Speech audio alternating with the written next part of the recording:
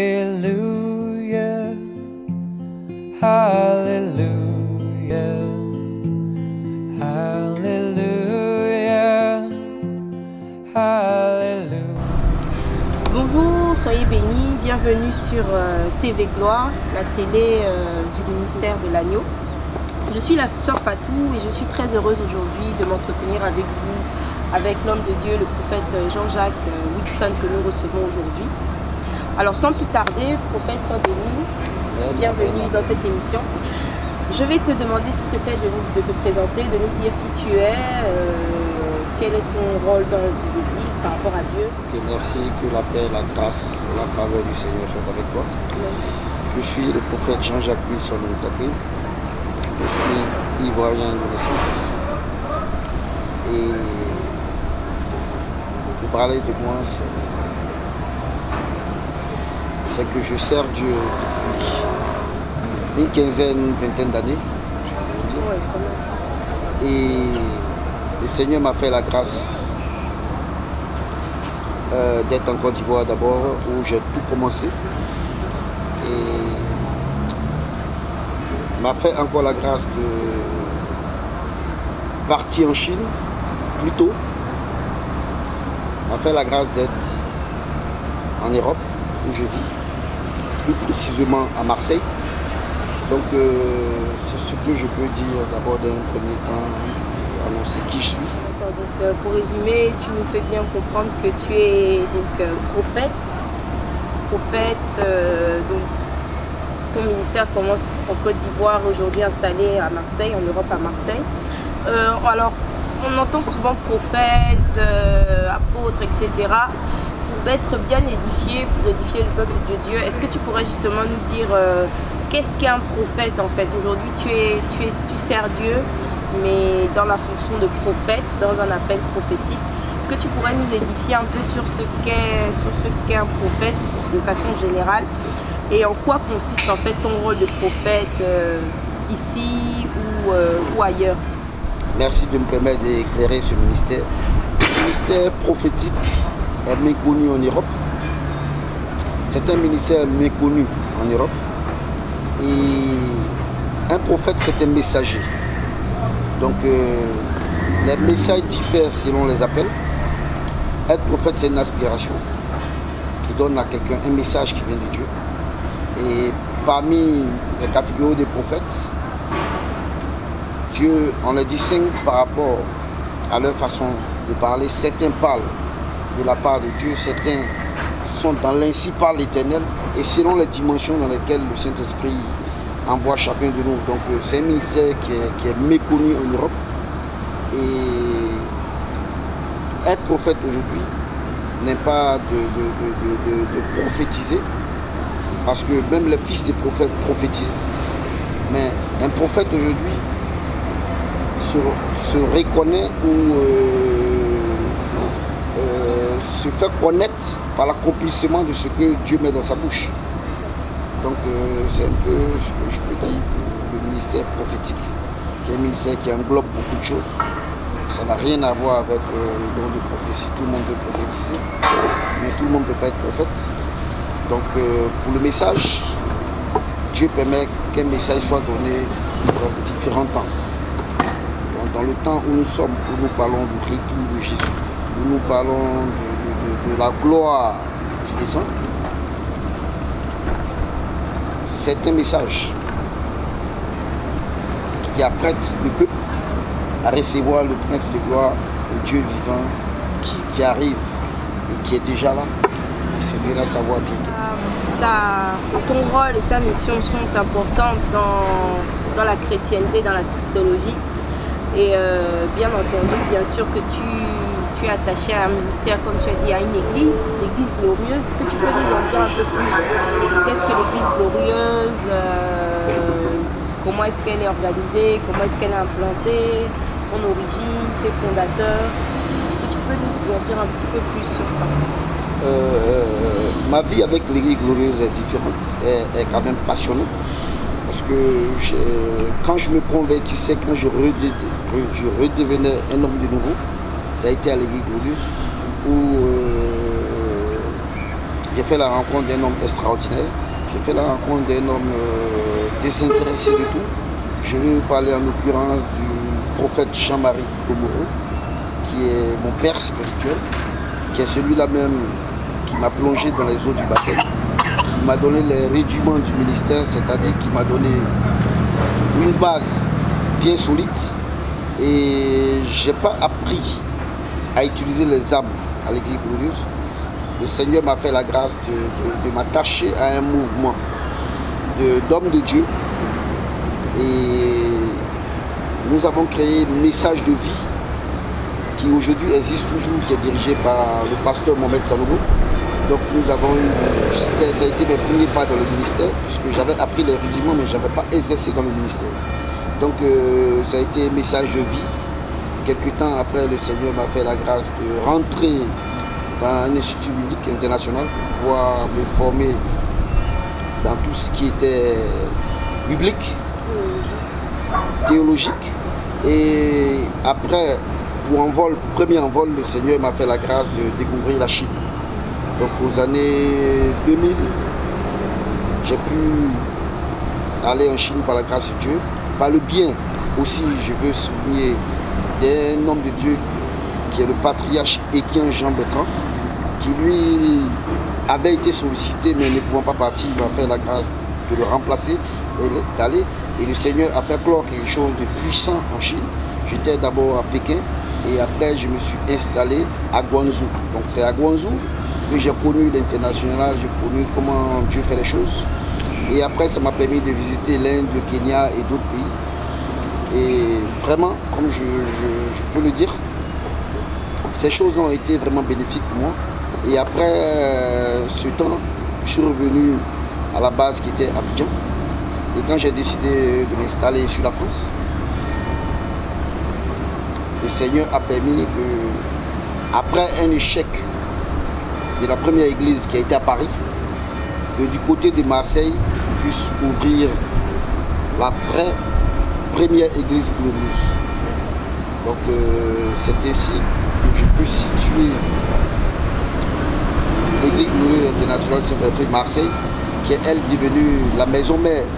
Et je me demandais quand même avec toutes ces autres églises qui sont implantées, qui sont en train de pousser, pourquoi Marseille? Et j'ai compris pourquoi la France chante la Marseillaise. Parce que la Marseille est une terre de paix, est une terre là où tout va se passer. Donc je crois que le réveil spirituel de la France viendra de Marseille, là où il y a le brassage de presque toutes les cultures, et là aussi où Dieu donne rendez-vous à tout le monde.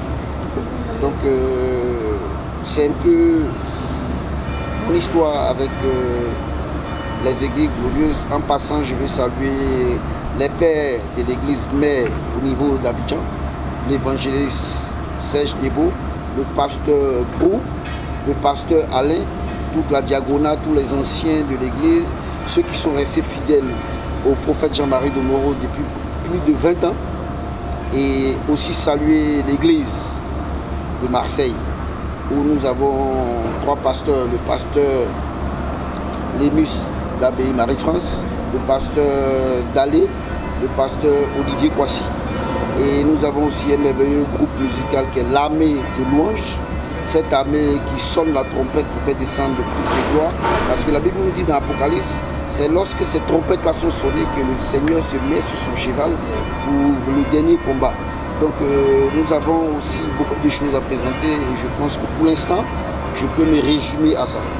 D'accord. Wow, très édifiant, très poignant, très intéressant.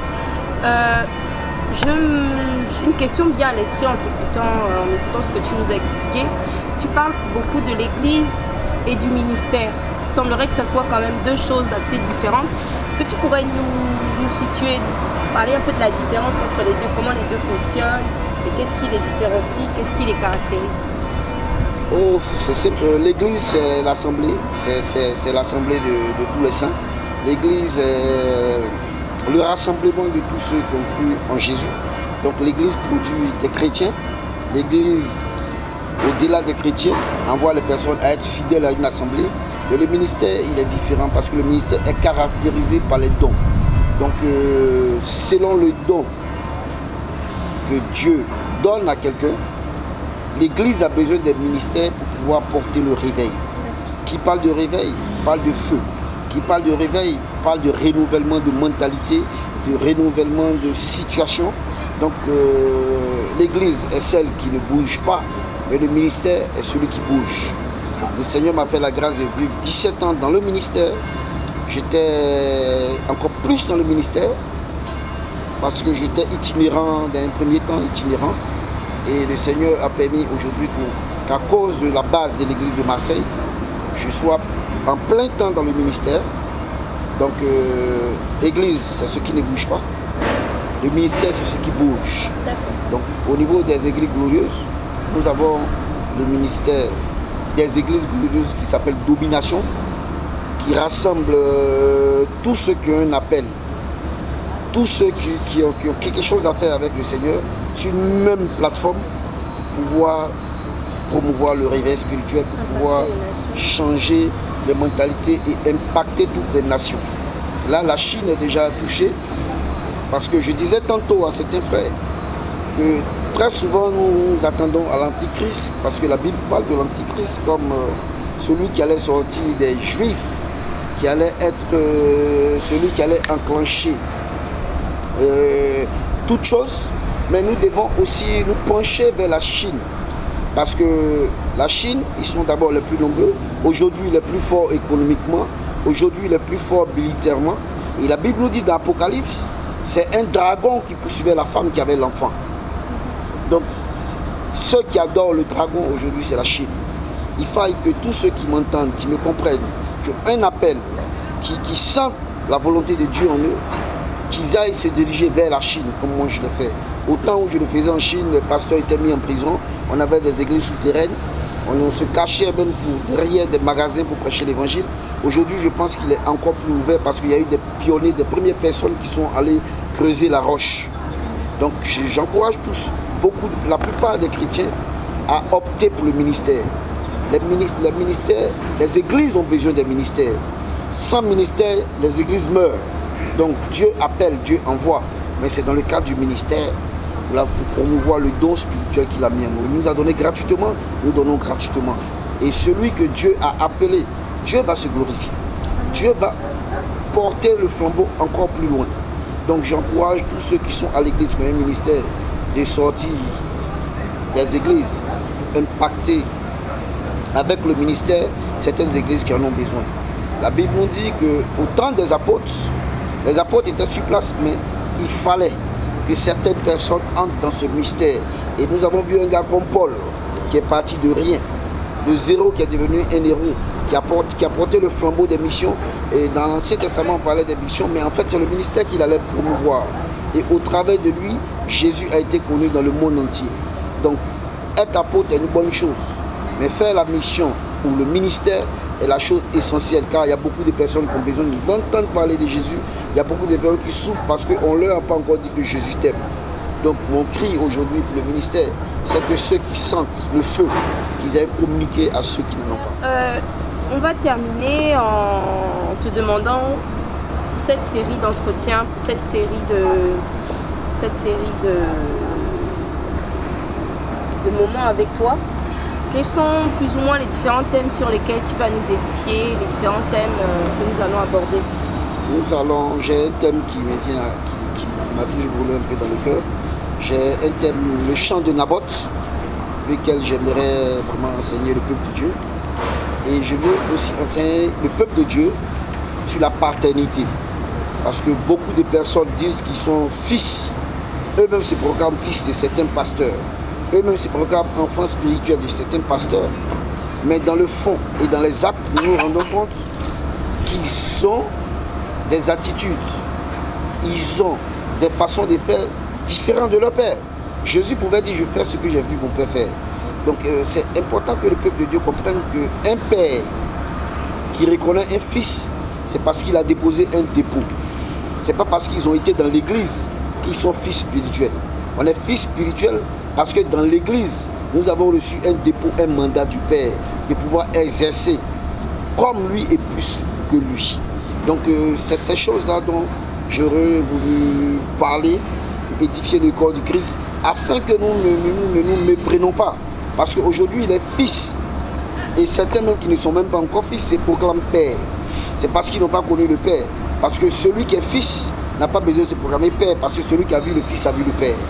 Et je peux prendre un exemple rapidement en passant du prophète Kakou Sévérin qui était le père spirituel de mon père spirituel, donc qui est père à son âme, qui est assis dans le lieu très saint, en train de jubiler avec Abraham et autres, qui lui était père en Côte d'Ivoire d'une église qui s'appelle, je tais le nom, qui était père d'une église, mais qui a eu des fils en dehors de l'église qu'il dirigeait. Parce qu'il y a eu des personnes qui ont aimé le ministère, et qui n'ont pas aimé l'église dans laquelle il était, mais qui ont aimé le ministère. Mais ceux qui ont aimé le ministère n'ont regardé qu'à l'homme. Parce qu'après son départ, on a vu beaucoup de personnes qui se proclamaient fils, être dans des sectes pernicieuses. On a vu certaines personnes qui n'avaient rien de lui.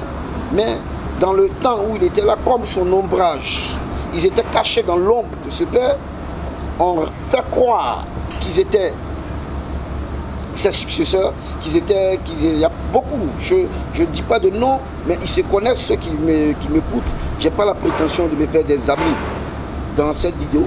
Je veux que nous allons vers la vérité, qui délivre, qui ramène sur le bon chemin. Donc je vais parler un peu de ces choses pour que nous puissions comprendre qu'est-ce que c'est qu'un père, qu'est-ce que c'est qu'un fils. Parce que c'est des choses qui sont très importantes. Donc